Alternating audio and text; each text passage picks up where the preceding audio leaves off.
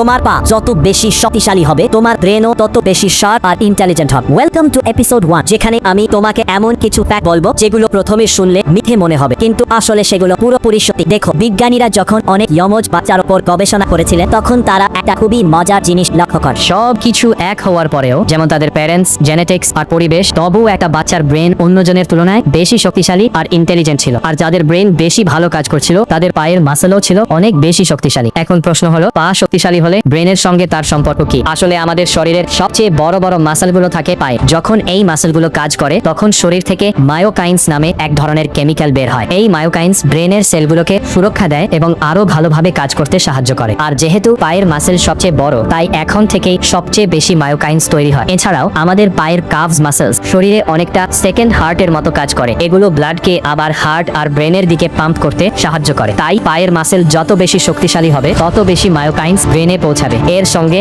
বেশি অক্সিজেন আর নিউট্রিয়েন্টসও ব্লাডের মাধ্যমে ব্রেনে যাবে, ফলে ব্রেন আরো দ্রুত, আরো ভালো আর আরো স্মার্ট ভাবে কাজ করতে পারবে।